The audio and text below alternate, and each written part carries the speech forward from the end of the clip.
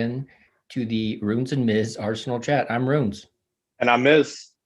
We come to you live every Friday to talk about all things Arsenal, the strange, the surreal, the sometimes downright stupid. Miz, we're back in hot water and back in the downturn after a seemingly great run. What's going on? Yeah, I don't. It seemed like we were on the up and up. Seemed like things were going well, and in a week, things change a lot in football in a week. And as we can see, it did. We had a draw at United, and then a loss to Wolves that seeming very heavy now, and Undeserved. undeserved. Yeah, and then carried into a Villa horror show, as you put it, which I agree is just we we just a game that we didn't need to lose and a game that we needed to win. And I mean, I just don't understand it. Aston Villa is not a team that that any team should be intimidated by. And we no, looked out there like we were intimidated. And it was essentially the same team that went against Wolves and looked like it was doing fantastic, looked like it could beat anybody. And then the yeah. same thing goes against Aston Villa and they just looked flat out scared. And is it? I mean, maybe it's just growing pains, and it takes a bit to get to where they need to go. And they've been getting rid of a lot of players. They've been implementing new systems, but at some point they got to start stringing together and being contenders in the league and like making Europa and getting there. Playing the way that we're playing sometimes it's not that good enough. It Oh, is. I mean, I heard the point made that people were getting excited, myself included, after that run of 6 games unbeaten or something. Yeah, yeah. City's on 14 wins in a row. Yeah, they're looking unstoppable. That's what a team can do. If you can get 10 wins in a row, then I'll start taking you seriously, really, as a top 4 or maybe a title contender. 6 games unbeaten is what it should be. And this season is tough and it is what it is, I guess, but they got to be careful. And we're going to talk about it today. We're going to recap that Villa game, what happened, the refereeing situation in the Premier League, and how it seems to not really help Arsenal a lot of the time. We seem to get the worst end of it. But not playing victim, but it happens. Well, I mean, I want to, when we talk about it, I want to make the case that it's Arsenal's fault. Yeah. I love to hear it. It's going to be interesting. We're going to talk is Arteta back in, the hot seat a little bit here.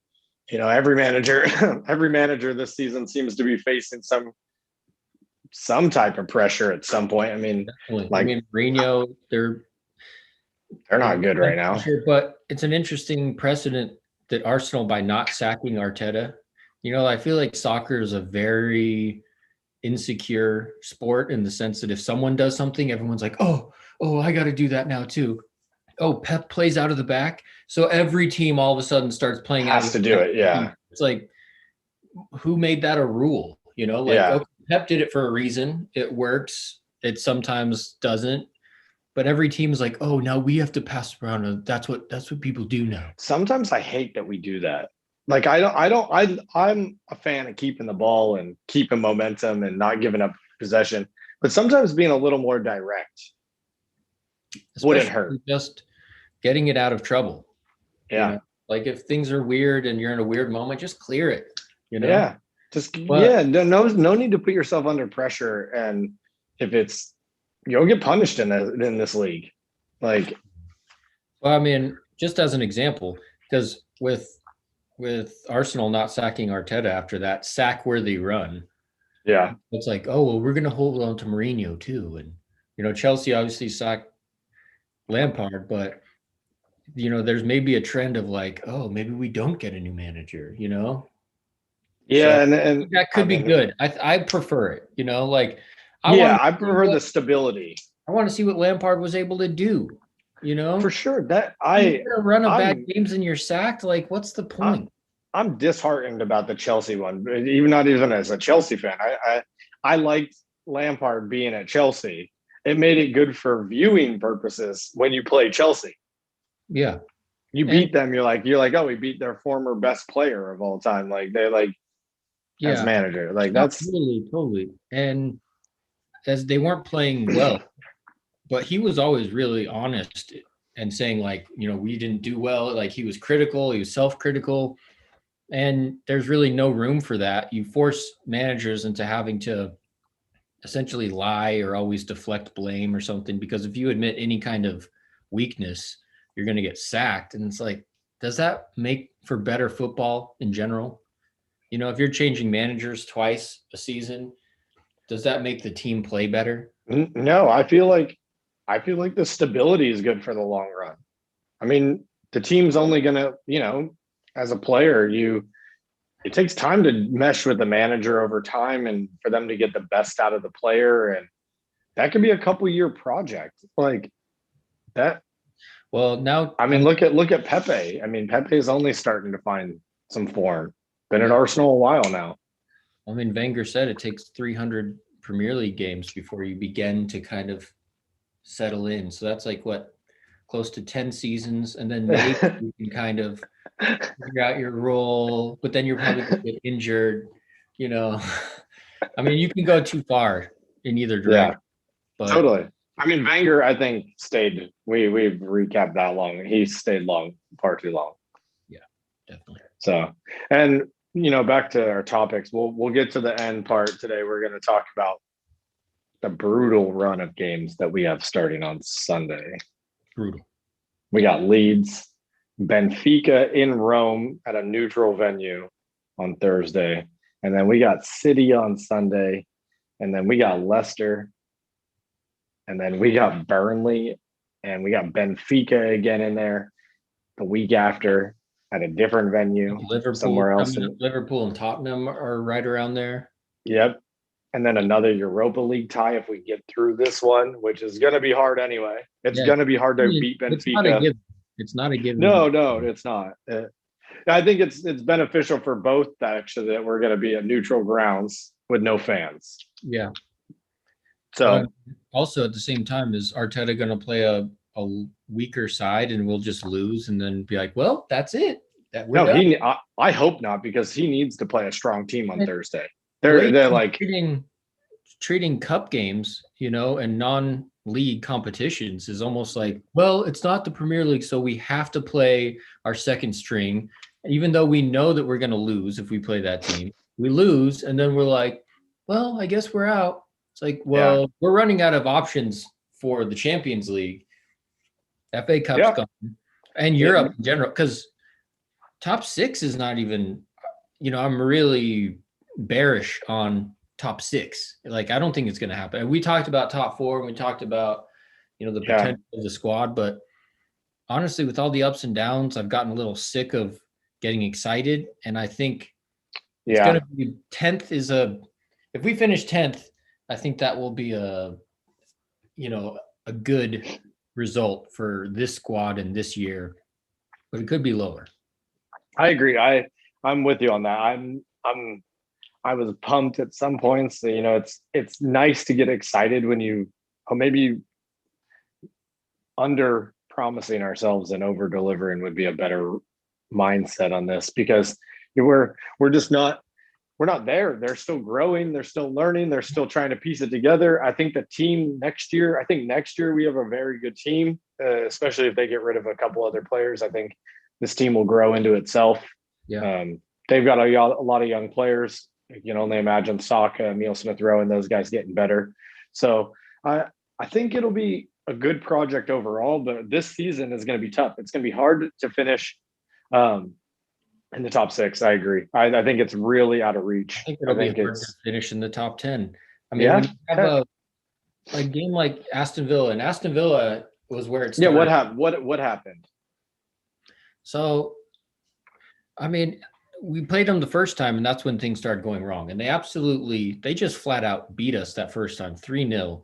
It wasn't we played bad and things didn't work. It was like this team took it to us. They weren't scared of us. Mm-hmm. They were so much physically stronger. And that was where it came back in this match. When they're physically stronger, when you're physically stronger than someone, it doesn't matter if they're technical, if they try to do cute stuff, you just never fear them, Yeah.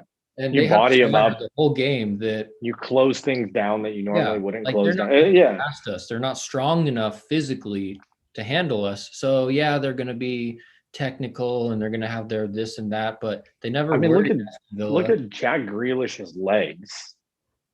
Seriously, dude is jacked. I mean, he's huge. He looks like. I mean, we did a good job of shutting him down in a lot of parts of the field. At least they But fouled him a couple times. they did, yeah, and he's the main guy. Played him, he had 0 fouls against him. It's like where's the halftime talk? It's like, dude. But what about Watkins? I mean, the dude was a championship player last season and is in double digits now in the Premier League for goals. And we don't have any player in double digits for goals. No, and he just straight. I mean, you cannot start flat in the Premier League. They started flat. They got scored on in 2 minutes.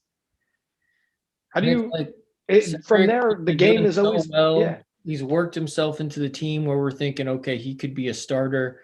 Then with that shitty back pass, and of course, I think it was he tried to pass it back to Bellerin or to Gabriel maybe or someone. Yeah, whoever it was wasn't ready for it. Cedric wasn't ready for it. Holding wasn't ready for it.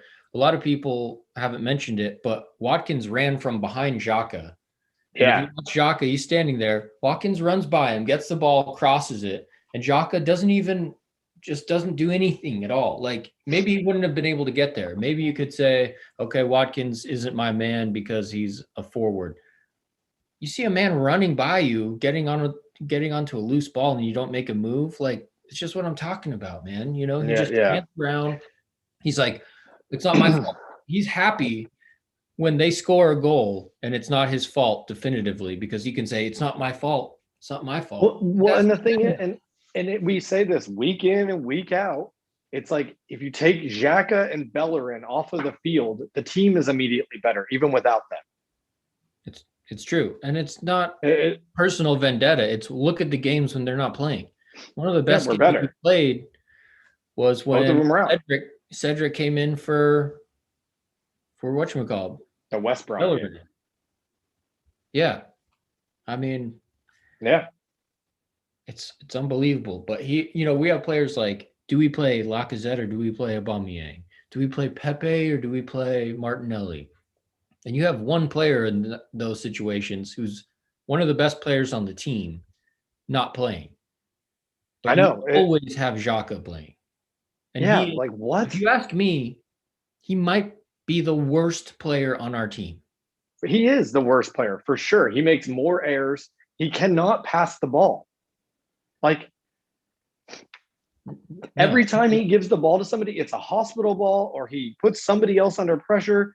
It's a lateral or back pass. If he plays one through ball that doesn't even end up as a goal, people are like, see, he played excellent today. It's like, that was one pass. Yeah. He didn't score on it. He didn't get an assist. He didn't get a goal. He had one pass that you have to get right.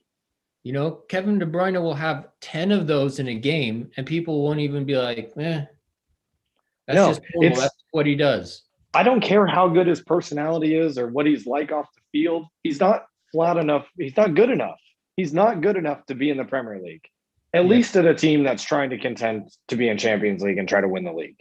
And, it comes down to the manager too, because these aren't personal attacks. Once it becomes like a personal attack, it starts losing any kind of legitimacy or any kind of like this. It's not about sports anymore. But you know what? Like, it's the manager's fault because you have a player who shouldn't be there. Yeah. Keep messing up. And the same thing goes with like Willian, Oh my God. Everyone wants to hate Willian. Everyone, and it's like, I don't wake up in the morning and think, fuck Willian, I don't want to feel that way. But when you keep playing him and he keeps having poor performances where almost unanimously everyone who watched that game says he didn't do enough or did poorly, and then you see him come in again over players like Martinelli, or you see Xhaka just have a permanent position, one of the only players who is guaranteed. I mean, it's got to be guaranteed to play. It's got to be a contract thing. I don't understand it otherwise, because you even get like the announcer on fucking Saturday, or the commentator, at least for the US, I don't know what they're saying in the UK. I know they have different commentary for them. We have our own, you know, they're saying like Willian just flat out hasn't been good enough since he joined Arsenal. They're the commentators saying it, that he's not done anything. So that message has got to be clear to Arteta. They must know that he hasn't done anything. They must have something written in there. Like he's got to play X amount of games. He's got to get X amount of time, and you got to give him the opportunity. I don't know what they're doing though with this. This is a serious thing for sporting. You know, it's entertainment. Comes down to it's entertainment for everybody, but people take it seriously. It's like, and if you're not doing what you need to be doing to contribute to the team, what are you doing in the team? It's true. And it's like, even if he doesn't play bad, it's not enough to just not play bad. You know, no, what is he adding? Or Bellerin, like if they don't have a absolutely horrible game, like a howler, yeah, as well, that's great. See, they didn't mess up, and like that's where we've come. You know, no, we're trying to win. I know, and regardless of whether they messed up or not, a team like Aston Villa, who, let's be honest, man, Aston Villa from the time we've been watching is an easy win. They don't need to double over us. 4-goal differential, 0 goals scored against. That's what we used to do to them. Yeah, it was not a hard game before, and like, I mean, we have Leeds on Sunday. Newly promoted Leeds this year. They're good. They're a good team. Old Arsenal would have been going to Leeds on Sunday, been like, oh, we're going to smash them. Yeah. This isn't going to be hard. I don't know. I think we might lose another game. I mean, Leeds is ahead of us in the table. They've been more consistent. They spent more money in the transfer window in summer. They've been more audacious, had more spirit attacking. They've lost a lot because of it, but they've lost close games. They've scored way more goals than us. Yeah. They're a more exciting team to watch. They have more of a consistent style that you know what it is. And if you can outscore them, you probably can win, but they're always going to attack you. They're dangerous. Bamford is a great player. He's good. Yeah. He's more goals than anyone on our team. You know, like I'm getting he's scrappy and nicks goals here and there. Squad, and they attack and they press and they fight, and we play like we did against Aston Villa. We'll lose. We could lose 3-0 to Leeds. Yeah, we could beat them 3-0. They're volatile, yes, but they're ahead of us, and they deserve to be ahead of us. And that's Leeds, and that's the easiest team I think that we play in the run-up, besides maybe Burnley. You know, and we're at home, and yeah, Burnley's. I mean, we have a tough run of games coming up. I mean, we lose against Leeds. We got Man City next week. You might as well chalk that one up. We're not going to win that game. Like I'm not even going to be hopeful. 0% chance. Yeah, because they're so good right now, and if they're just dismantling like everybody, what chance do we have when we're so up and down? We either have like a really good performance, and it's like that was a great game, or you know, like you just don't know what Arsenal is going to show up right now, and I mean, yeah, it's disheartening a little bit because they should be better than they are. And I'm not sure who's. Wolves, and I just don't understand the drop off between first half of Wolves and then Aston Villa. Luckily, we have Leno back on Sunday. It was only a 1-match suspension. Yeah, and I think Luiz as well. But I mean, I don't care about that one as much. Like, if it were me, I would start Gabriel ahead of him always. Like, I think he's just a far better defender. I mean, when you throw Luiz back into the starting lineup, I feel like it just confuses everybody, you know? Like we'll have a run where we're developing a good squad. And then you have problematic players like Willian, like Luiz, like Bellerin, you know? Xhaka is the only one who just stays there no matter what. But then you throw them back into the mix and it just confuses everyone again. We're like, oh, we're going back to what we did that we know didn't work. Like psychologically, we have to be the worst team in the league. in terms of how we project ourselves psychologically. You put Willian in, the other team is saying, wow, they didn't put Martinelli in. You know, Martinelli's a player that everyone is talking about. Rio Ferdinand basically says that he's like the best young player he's ever seen. You know, like he has all this, all this hype about him, and players feed off of that hype. The other opposing players feed off of that hype. And then we put in Willian, and they're just saying like, they're putting in Willian. He sucks. Yeah. I know we give the psychological edge away for free every single time. Totally. We just don't have that piece that we intimidate teams. Or so we don't use it, and we're telling the world like, oh, we're not going to use this one. You know, you go ahead and take our players. You know, we got Odegaard right now. I mean, I think the one positive that I saw in the Villa game was how well Odegaard and Emile Smith-Rowe played together, and that 20 minutes was enough that I saw that Xhaka doesn't need to be in the team in the middle. Moving forward, I would just be Odegaard and Emile Smith-Rowe and Partey. I mean, Partey, I think, is hurt again. Tierney, I think, is out for extended amount of time. Not having Tierney really hurts, because then we have Cedric on the left and he needs to be on the right. I mean, I like Cedric, actually. I think he had a bad mistake against Villa, but all around that was just a bad defensive.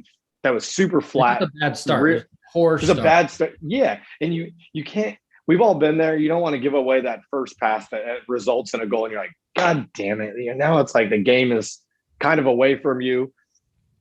But I mean, how many times has Bellerin done this stuff? I rate Cedric as a growing stature in our team. And I think he's probably the best right back that we've had in a long time. And I just hope that Tierney can get fit. We need Tierney and Partey bad. Partey changes the whole dynamic in the midfield. Yeah. Gives us stability. Stability, some speed, some fluidity. Those elements are what creativity is made out of. Yeah. Now, if you're starting and stopping and have no flow, no shape, how can you creativity? Totally. So I'm curious, what do you got on the referee docket here? What do you got for us? So I'm watching that game against Aston Villa, and I'm, ready to throw the remote against the wall, just pissed off because Aston Villa will body us up every time Saka gets the ball, he gets hacked, just straight up hacked. He got that one where he was through, he got hacked by the last man. Somehow it's not a red card. Was it a clear goal scoring opportunity? I don't know, but it was the last man. Like, it seems like he's got to get booked. The last man. It doesn't matter if it's in your own 18-yard box or something. You know what I mean? Like, I thought that was the rule, and constantly there's these things that, oh well, it's the rule, so we have to give Luis a red card, but then we don't get the red card. So we don't get the decisions at all. We don't. But my thing is here, and why it's our fault, is I compare it to like boxing, and you look at someone like Floyd Mayweather, for example, and what he was a genius at in doing was that you never show any kind of actual weakness. You could be under pressure, but you still project this attitude and the way you carry yourself at all times that this other dude isn't doing anything to me. He had a flurry of punches and you're just like, that didn't do anything. Like, I'm telling the world, but mostly I'm telling the judges that no matter, even if this guy is busier than me, he is not better than me. It's the way you carry yourself. It's just that. It doesn't even it's not about stats. It's not about who's even playing better. It's you project this sense that we're better. We don't need the ref to call for us, And I mean, you're right. You're right. Confidence about them that they didn't need a call to help them get into the game. Where Arsenal always plays with the sense that hopefully we'll get a PK because then we'll score because we really don't have it. Or hopefully if they foul us, then we'll get a free kick because we need all the help we can get. And that's not always true. We're better than that a lot of the time. But we're projecting something to the ref, and the ref is a judge. He's judging the game the way a boxing judge would judge the match. Oh yeah, they're You know? supposed to look at it objectively. They're supposed to. They're supposed to, but it's Yeah, but subconscious, you're right. psychological. You're right. You're right. They, yeah, I think one thing I've refereed a number of games, and I'd say like one thing that always stands out in the middle is the players that even if they are getting hacked, the ones that constantly are complaining, the referee doesn't want to help them. Human like nature is that you do not want to help the person that keeps complaining to you. It's one thing if a player's like, "Hey, sir, like that was really dirty. Like that was off the ball. Like, can you just watch that person because they were reckless?" That's different. I think as an official, I would take that and I'd be like, "Yes, I will. I did not see it. It was behind me or whatever. I'll make note of it." But yeah, the players that just get on with it, that they never look like bothered. Yeah, I mean, we don't.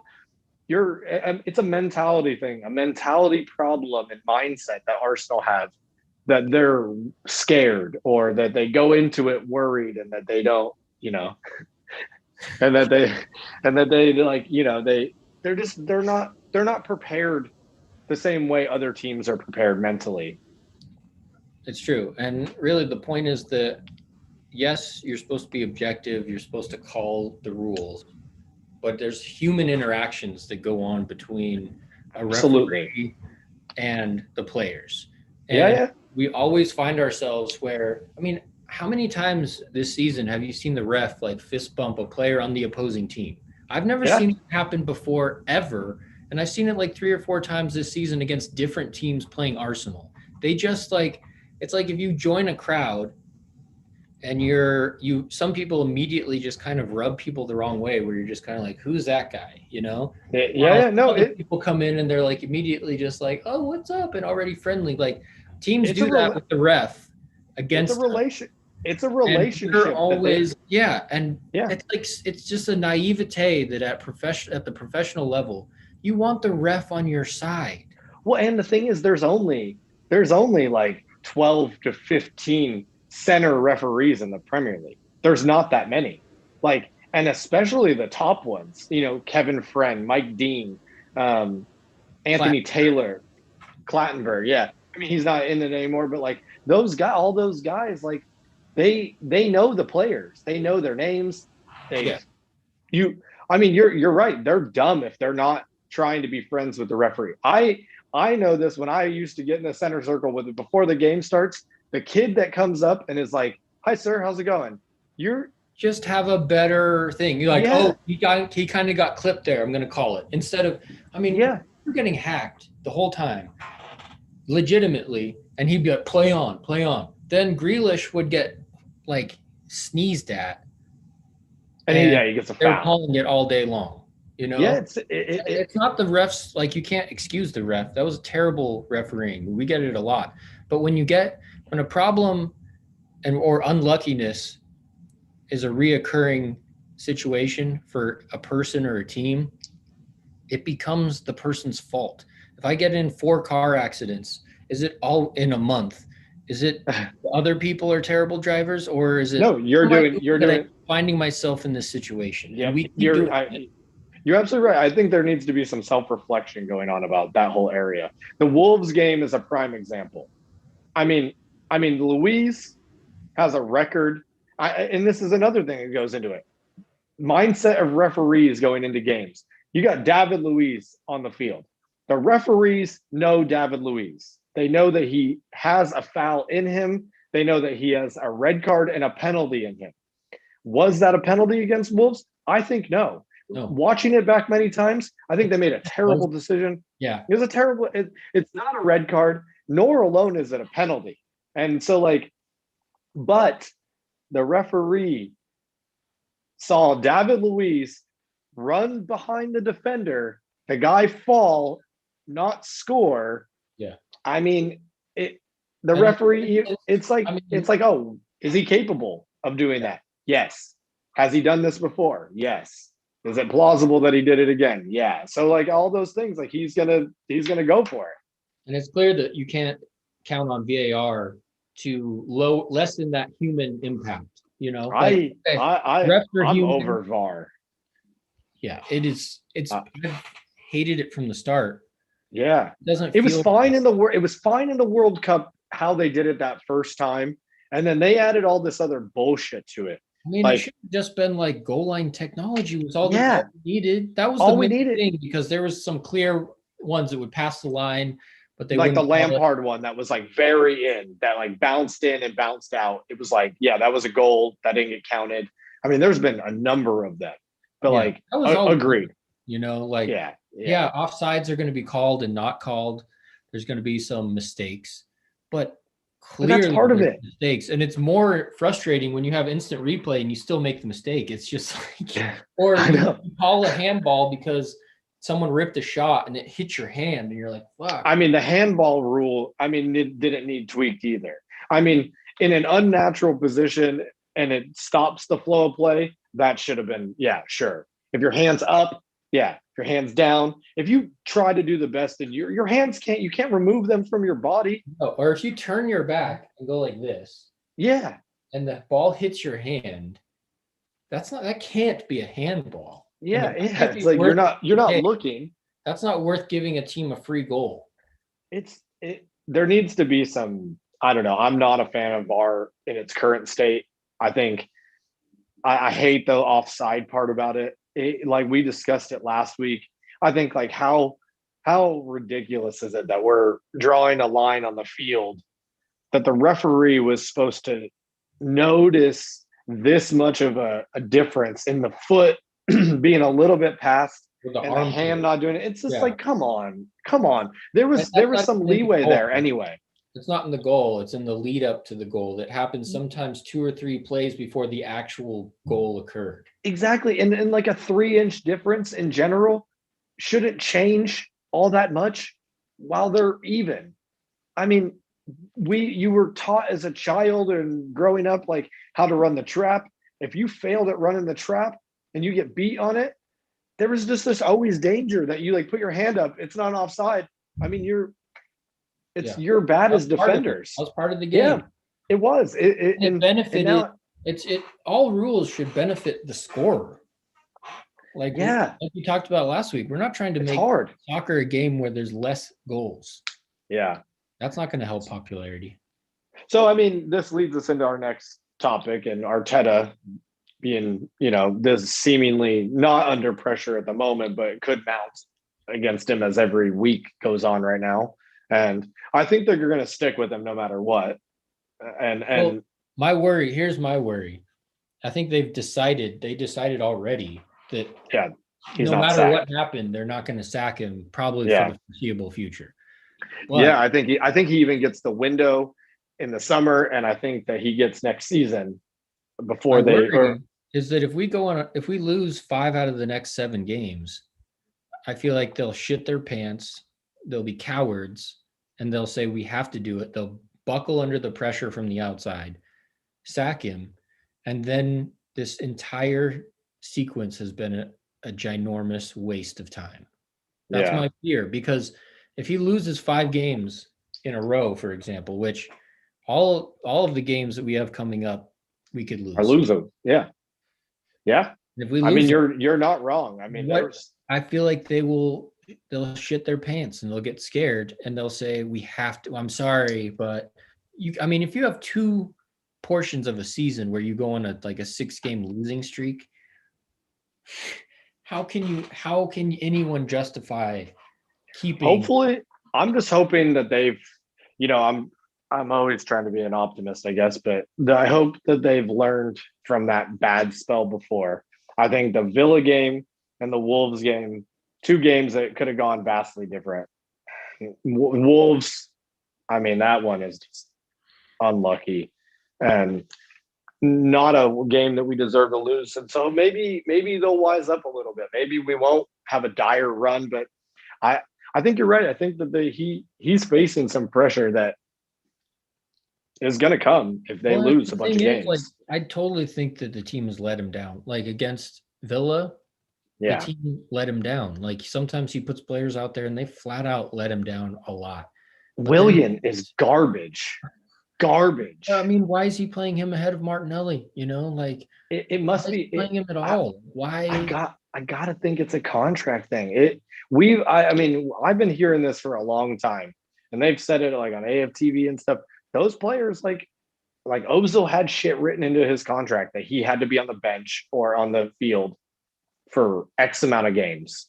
And that's straight up like why he wasn't selected. Because if he is selected to be in the team, he has to be in the team. Play. And he's basically being like, okay, you have to play me, but I'm not gonna try. Or I'm just gonna do whatever I do and you can't complain.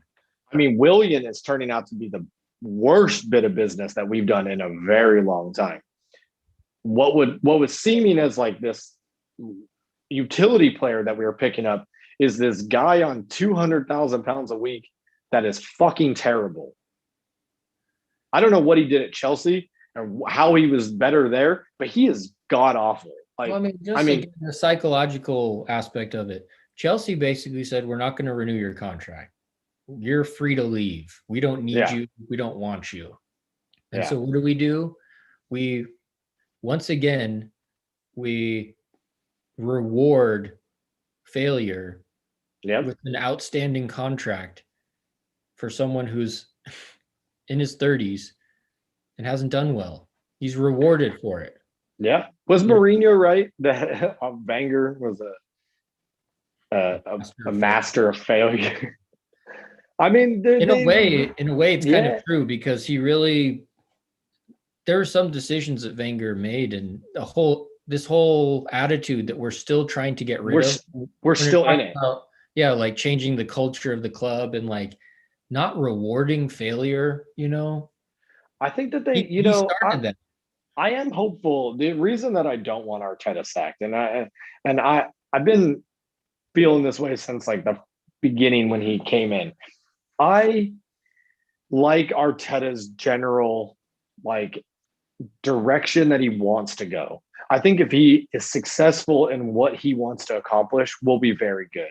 And I think that for players like Bellerin even saying like he's trying to change the culture of the club and that takes time, that's a big deal. Like, I mean, there's this laggering 10 years of failure that we've been spawned into since we've joined the Emirates and we've moved stadiums to pay for it. We've talked about it a number of times this season. All of that has done what we're sitting in today and how we're still rebuilding at this point. And there are players that Wenger bought that are still there that have no right to be in the Premier League at this level. And what we're trying to achieve, Bellerin, Xhaka. I mean, and the reason I'm encouraged and where my point was going on this is that you look at the windows, the last two windows that we've had, we've gotten rid of a lot of dead weight that we've been talking about getting rid of for a long time, straight up canceling contracts. Because that he was like, fuck it, we can't sell them. Let them go. Like, we need cut our loss. We need them out. We need them out because they're ruining what's going on behind the scenes, probably.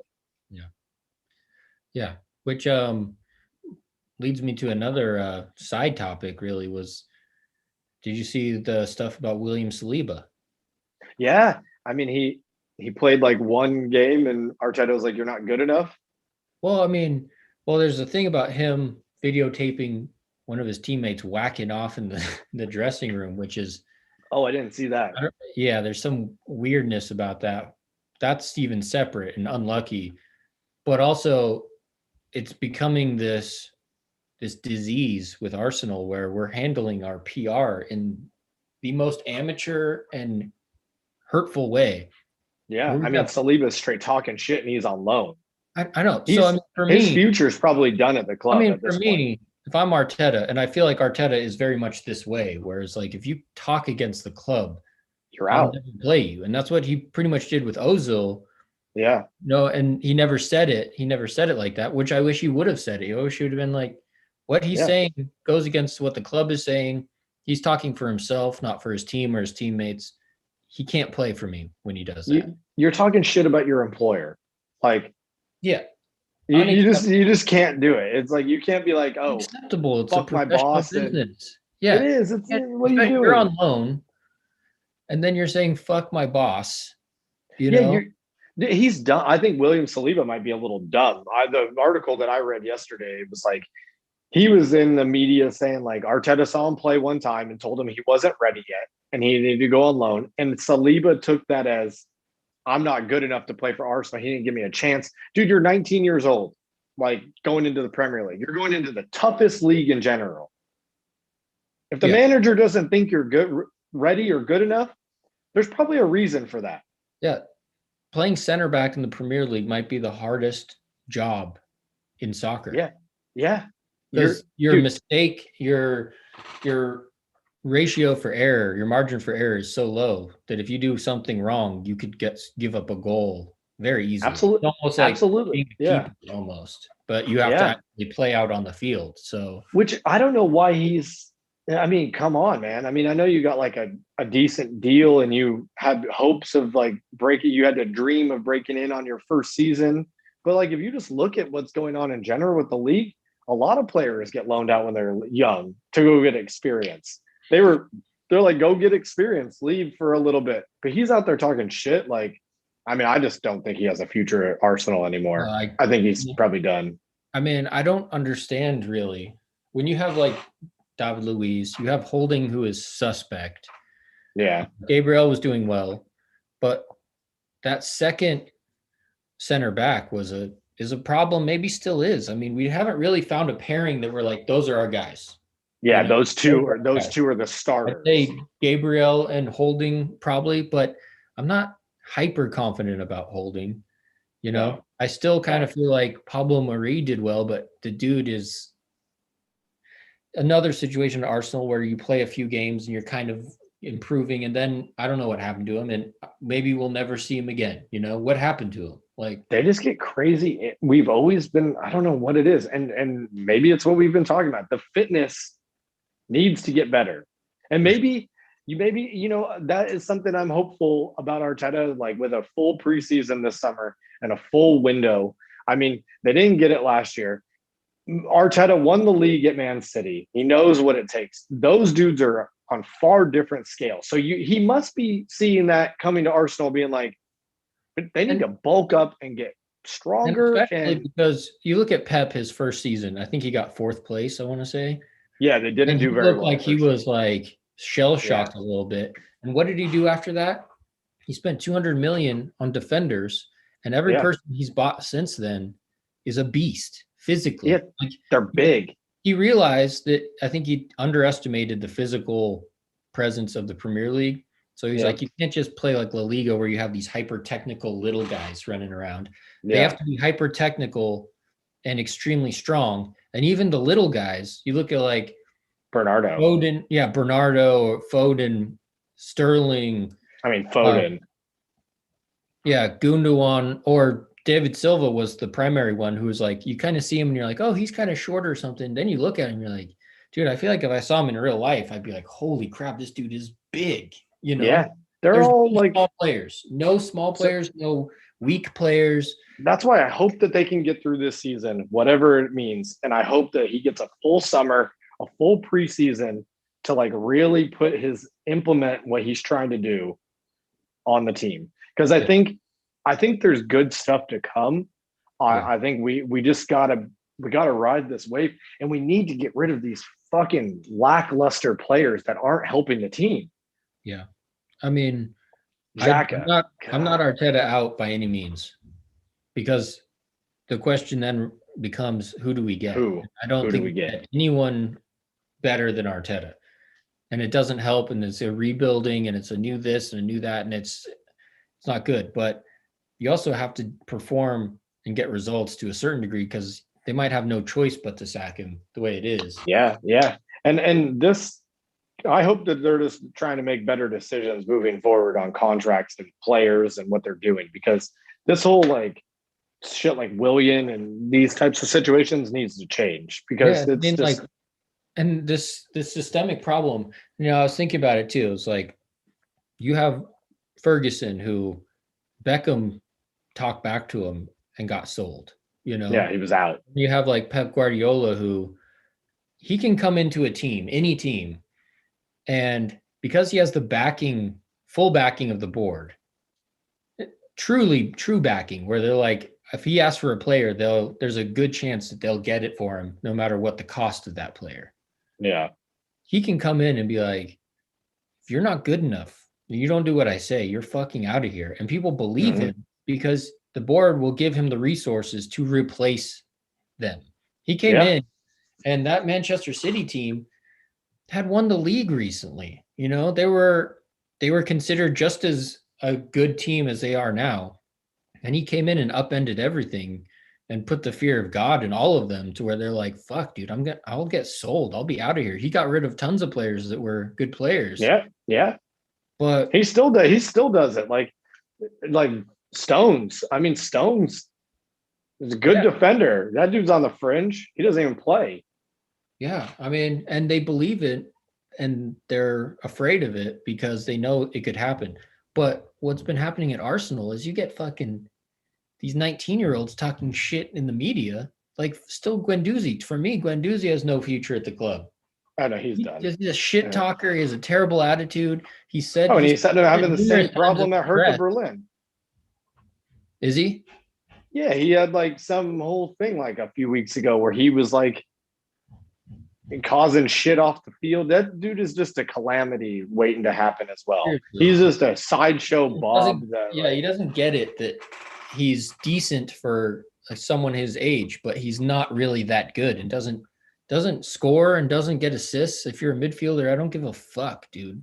Yeah, he just runs around a lot. Like, he just looks busy out there. Yeah, and he buys his own shit like he's a fucking already a legend. Him, Saliba.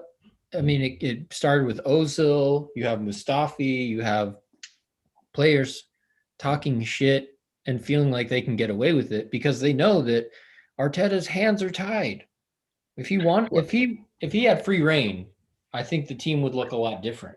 You know, I agree. I think if he was able to spend you can only get what you can get because you can only get players on loan and you can only get players that you can pay for their wages in over a 10-year time span. And so that lowers your pool of players, which means that you have to do your best with what you have. You can't just be like, oh, Xhaka, you sucked. You talk shit to the fans. You're gone because you can't replace him quickly.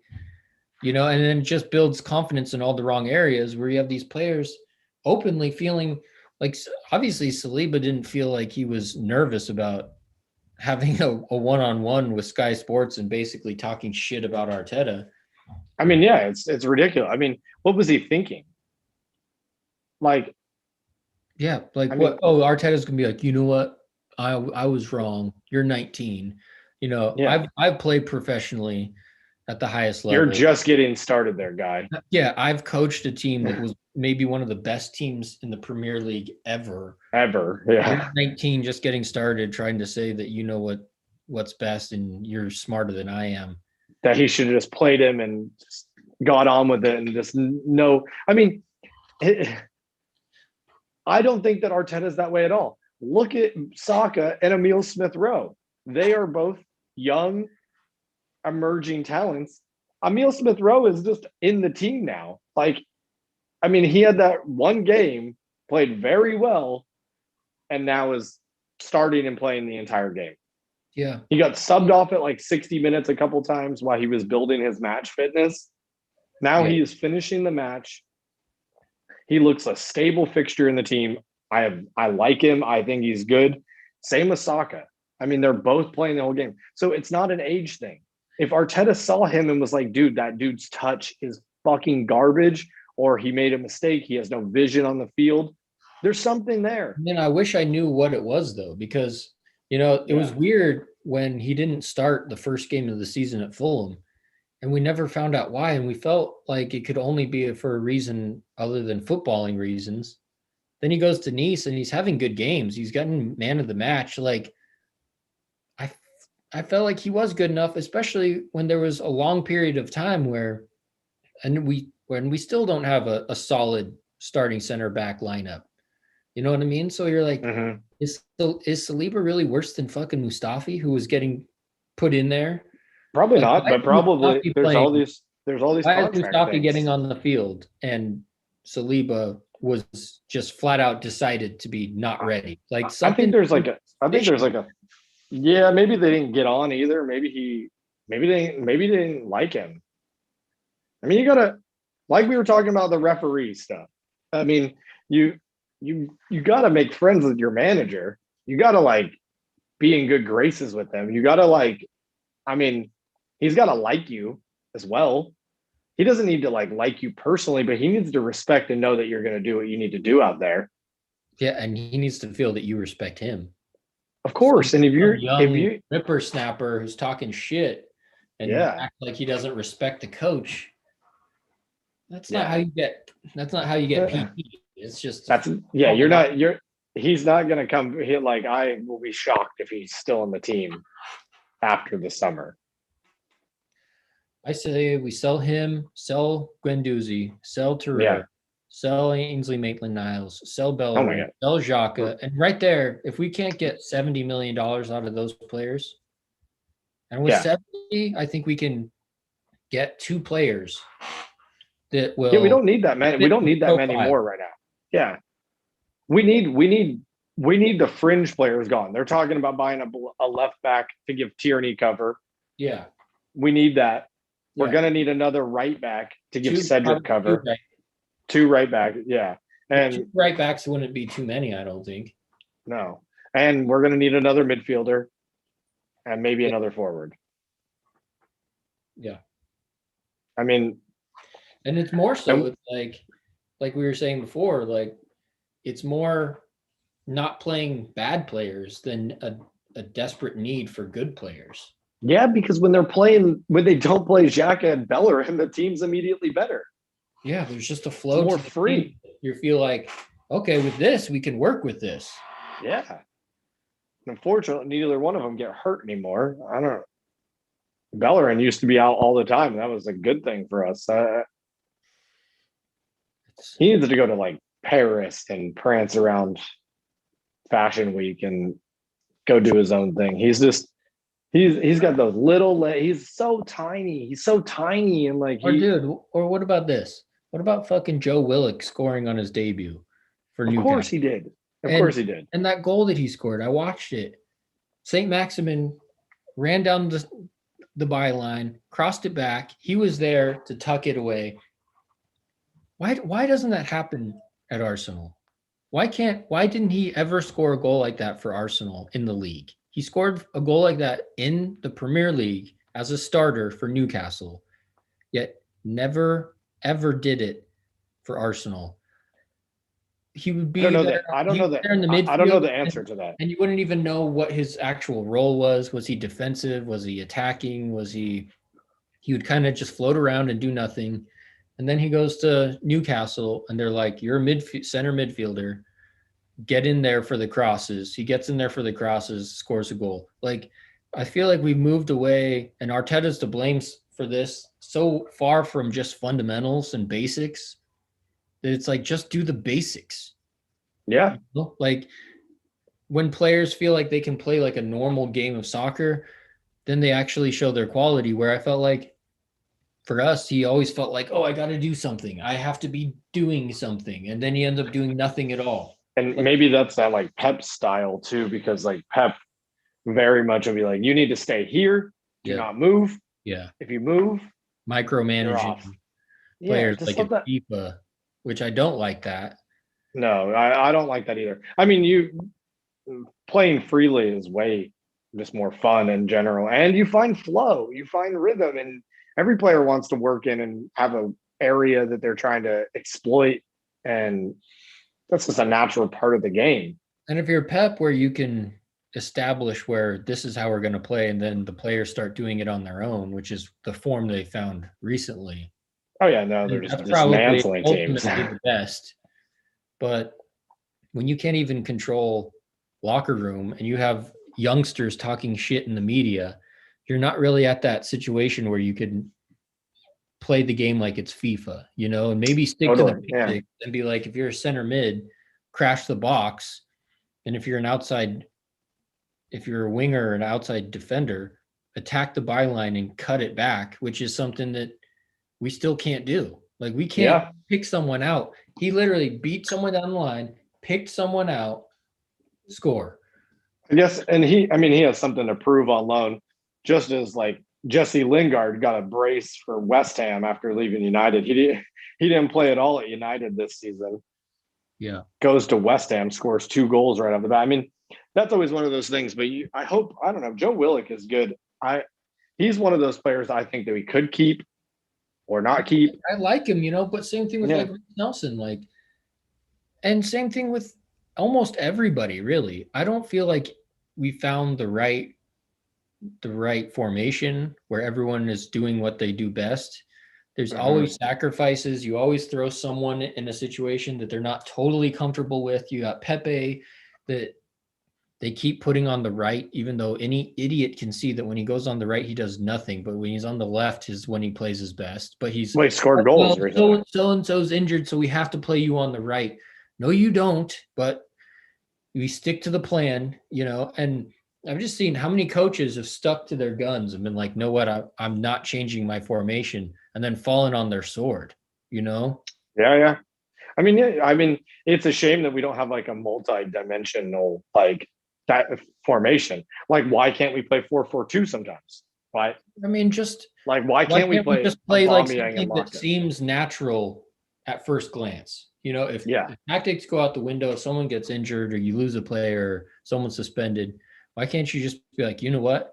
If I was Joe Schmo off the street and looked at this group of dudes, here's what I do: 4-4-2, Laka and Abba in the middle, Pepe on the left, Saka playing left defense maybe, Martinelli on the right, Odegaard and Partey in the middle, or Odegaard, if Partey's injured, Odegaard and Emile Smith-Rowe in the middle,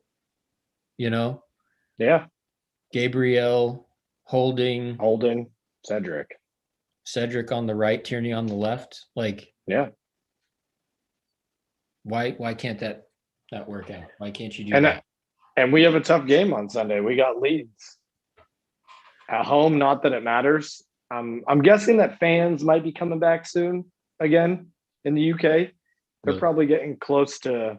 Yeah, they've been moving fast on the vaccine. So hopefully, I think the Premier League desperately needs it, and I think soccer in general needs it. I've heard AFTV mention it a few times too, and they were saying like, thank goodness there wasn't fans some games, because certain players would really, and that would affect things, like Willian coming on will get booed if there's fans. He will get booed. And but how many times can you do that?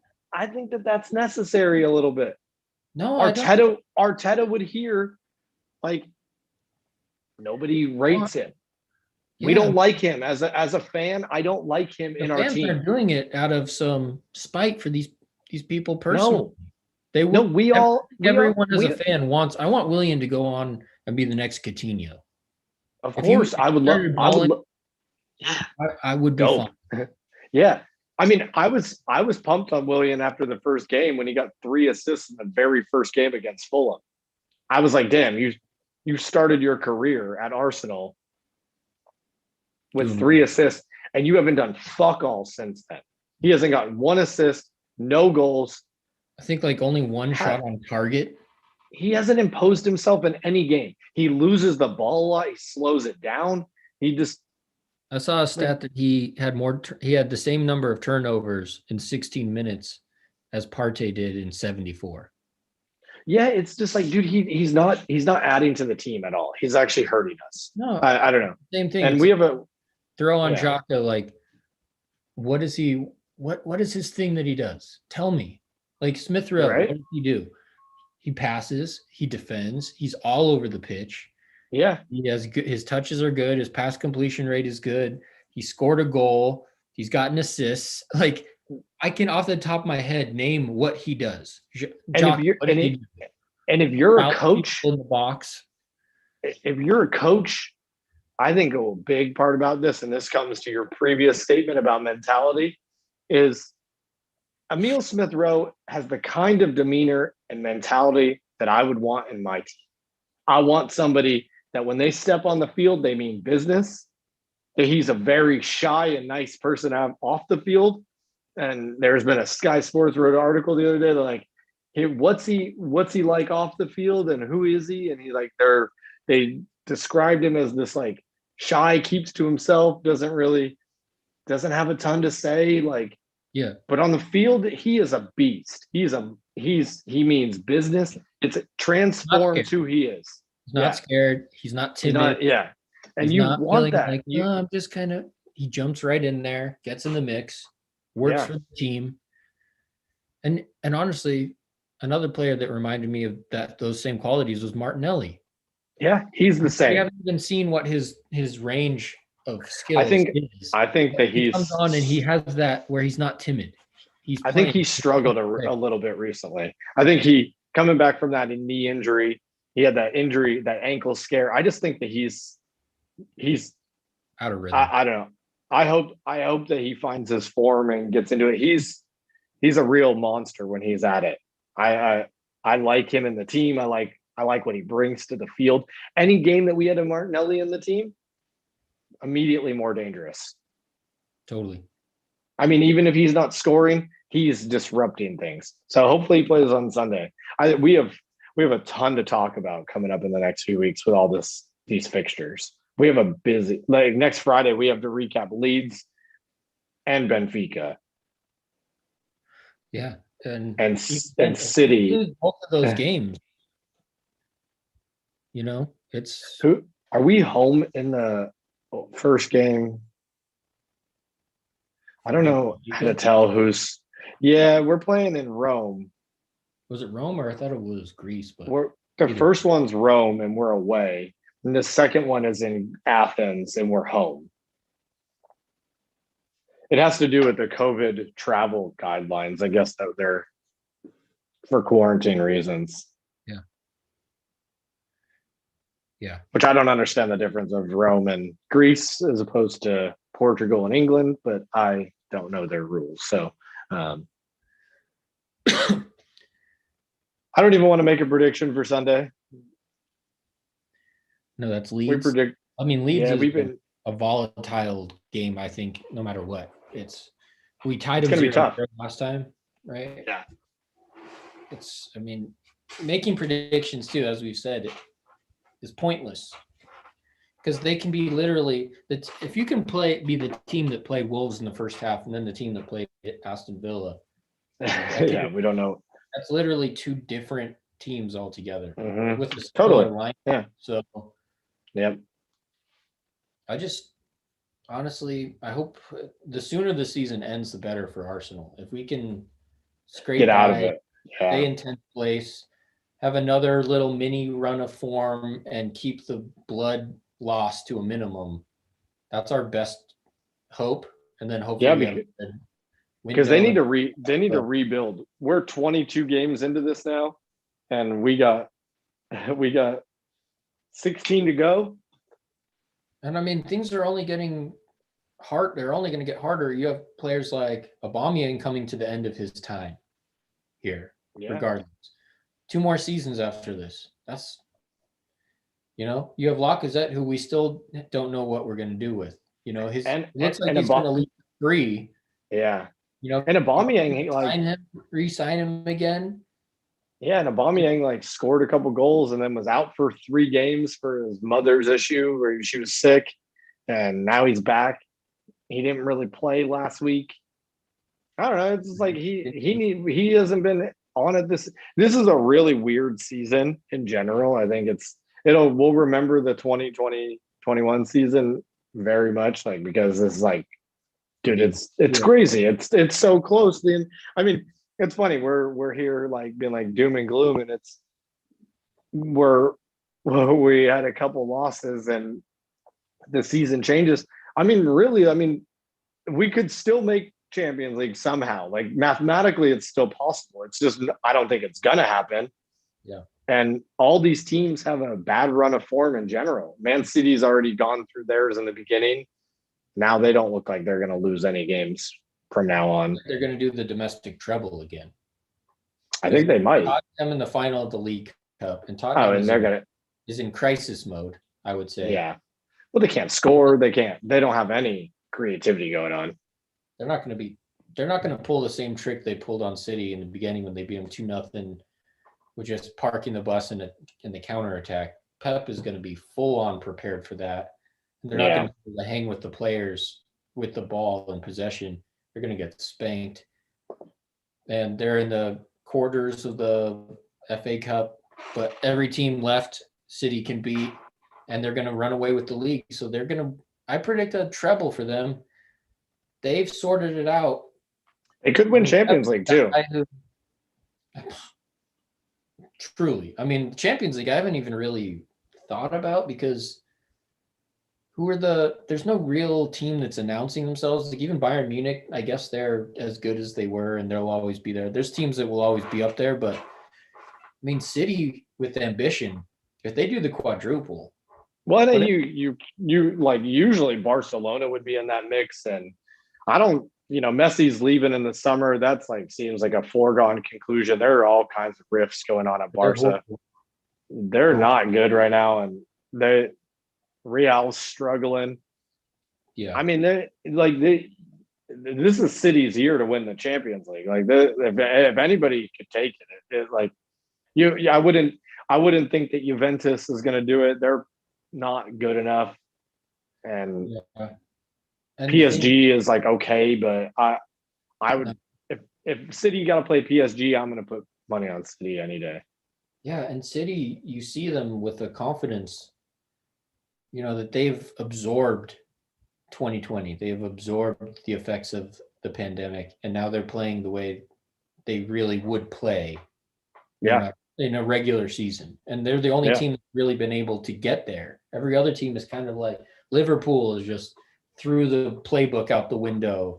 And Arsenal is a complete up and down joke most of the time. And Tottenham was riding a little bit of momentum for a while, but they're not for real. And Leicester is, going to be up and down. And Chelsea's having a weird season, but Man City is playing. It feels like the team 2 years ago that won the title. They look that way. They don't seem to have injuries, or I mean, if Kevin De Bruyne is still injured or not, I'm not sure, but you don't notice it at all. And I'm watching them play. They get 11 players behind the ball without parking the bus. Yeah. Just think about that. They get 11 players behind the ball on defense. And yet they're not parking the bus. They're pressing on attack. That is insane if you can achieve that as a team. And they move forward as a unit too. The team is shifting the entire field of play at all times. Is masterful. And then you're also looking at it and you're like, dude, when there's 11 players behind the ball, all of those dudes, that's a wall. They're all they have a presence on the field of being strong, wide, very skilled with the ball. Their passing is sharp. They're a very, very good team. I mean, I've never really had any kind of passion for Pep Guardiola's teams or Man City or anything, but you have to take your hat off. Yeah. They're doing things that other teams can't do, even if they tried or even thought about it. They're certainly, and look at Foden. I mean, Foden's just. I mean, you don't miss De Bruyne when you got Foden in the team. Yeah, stepping up, scoring goals, not afraid. He scored a great goal the other day. I mean, he's dude. England just has a crop of players. They're going to have a selection issue for the World Cup in general, for sure. Who do you leave? He just offhand in the center midfield. You got Foden, Grealish. Now you add Emile Smith-Rowe to it. He's got to be in there. Saka. There's Saka. There's other players in the. I mean, Henderson. They got Jadon Sancho, Madison. Yeah. I mean, they're deep. England could win the World Cup, actually. I think they have the talent. I don't know of any other team has a crop of players. France maybe just with they got the two full squads of quality World Cup players. Yeah, they're just those two countries have really progressed. So they won their time and now they're kind of teetered a little.